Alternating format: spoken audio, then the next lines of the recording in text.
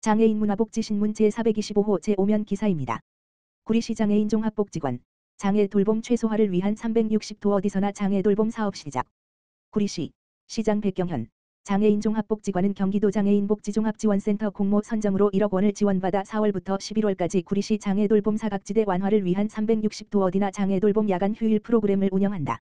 이번 프로그램은 장애인 가족의 돌봄 공백을 최소화하고 돌봄에 대한 부담을 줄이기 위해 추진됐다.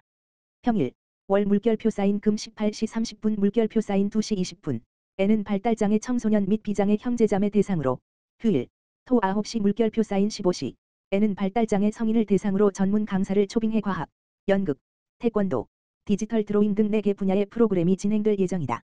백경현 구리시장은 사회적으로 문제가 되는 양육 공백 중에서도 특히 장애 가정의 양육 공백을 경감하기 위해 각고의 노력을 해주시는 구리시 장애인 종합복지관 관계자들에게 감사의 말씀을 드리며 구리시도 돌봄 공백을 최소화할 수 있는 정책들을 발굴해 장애인 복지를 증진시키도록 앞장서 나가겠다라고 전했다. 김재현 구리시 장애인 종합복지관장은 이번 프로그램이 부모의 경제활동으로 발생하는 돌봄 공백을 해소해 장애 가정의 돌봄 부담을 경감시키고 다양한 프로그램 참여를 통해 장애인 누구나 사회 참여 활동을 할 수 있는 좋은 기회가 되기를 기대한다라고 전했다. 한편 프로그램 신청에 관한 자세한 사항은 구리시 장애인 종합복지관 홈페이지 http://규리월.55.kr 또는 구리시장애 광명시 평생학습원 장애인 평생교육 운영위원회 개최.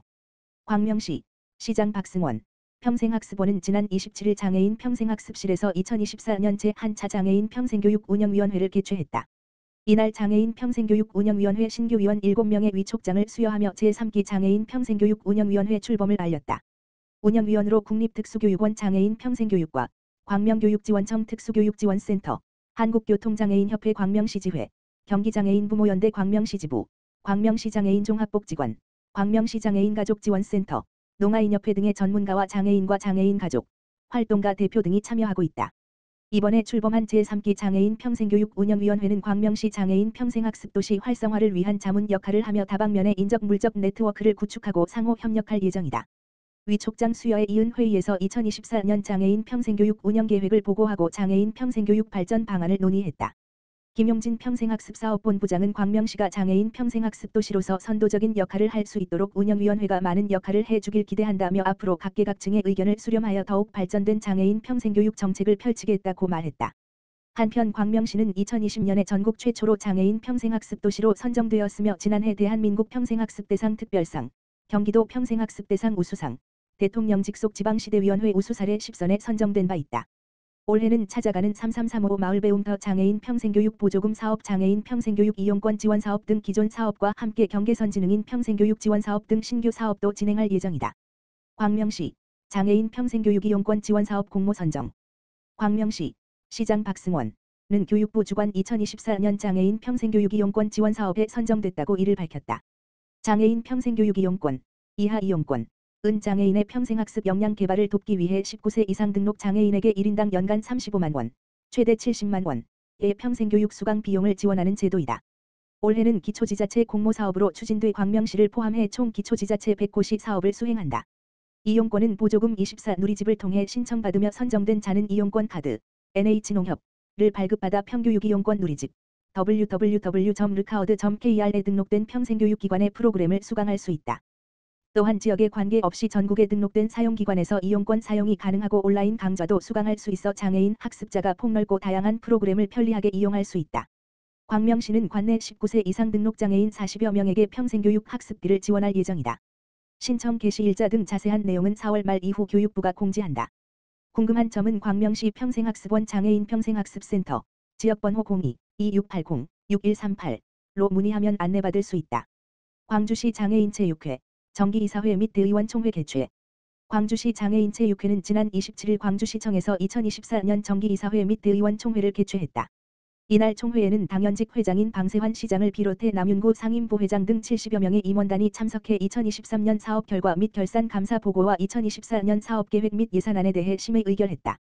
또한 광주시 장애인 조정연맹을 가맹단체로 승인했으며 부회장 1명과 이사 2명을 새로 위촉했다. 이와 함께 장애인 체육 발전을 위해 액트라 신장섭 대표가 500만 원의 후원금을 기탁했으며 원광케미칼 김혁현 대표, 광주종합가스 윤인섭 대표, 율진프라임 한근수 대표, 1호 NCT 김영구 대표가 함께 1천만 원의 후원금을 전달했다. 이날 총회에 참석한 방세환 시장은 광주시 장애인체육회가 날로 발전하는 모습은 모두 여기 계신 임직원 여러분의 노력의 결과라며 감사한 마음을 전한다고 격려했다. 한편 광주시 장애인체육회는 2023 경기도 장애인생활체육지원사업 성과평가에서 A그룹 1위를 차지해 종합우승 2연패의 쾌거를 이루는 등 높은 성장을 이어가고 있다. 광주시 쌍영동 지역사회보장협의체 제1회 임시회의 개최. 광주시 쌍영동 지역사회보장협의체는 지난 28일 쌍영동 행정복지센터에서 2024년 한차 임시회의를 개최했다.